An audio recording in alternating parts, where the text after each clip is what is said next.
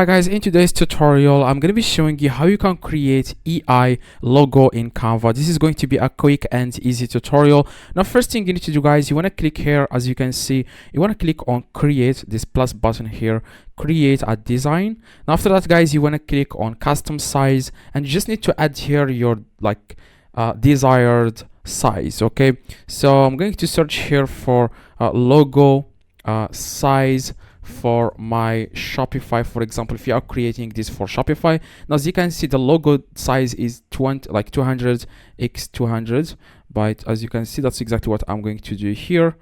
Okay, so the height is also, and then click on create a new design.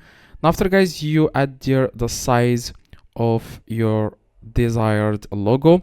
Then you want to click here, or it says apps. Okay, so here, as you can see, just click here on apps, and then in the top you want to search for logo. Okay, so I'm going to click here on logo maker, and then you will be able to find your desired frame or like your desired logo here. Now I'm going to use, for example, let's say that okay, so let's go with this one, logo master. Okay, you can also use this one, it says logo maker or faker or music maker. You can just add, let's use this logo maker, for example. Okay, so as you can see, guys, I'm going to create your brand logo with a simple message. Okay, click on open. As you can see, we are making up permissions more transparent. Installed apps now lets you know what data like they can access and use. Now whatever, it just here it says describe the logo you want. So for example, I want to create an e-commerce logo, okay, or you can just add a long text here explaining exactly how you want your logo to look like, and you can click on create. As I say, you're creating your logo, please wait, this may take a few seconds. As you can see, we already created the e-commerce logo here.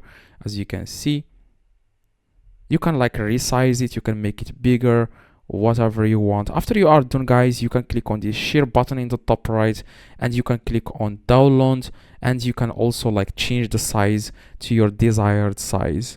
Okay, you can also limit the file size to a certain size here. You can also compress the file to make it like lower quality or transparent background, or save download settings here.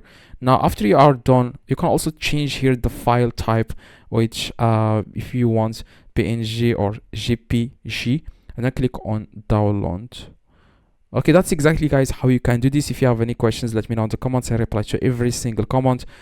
See you guys in next tutorial, and drop a like, that would be highly appreciated. See you guys next video.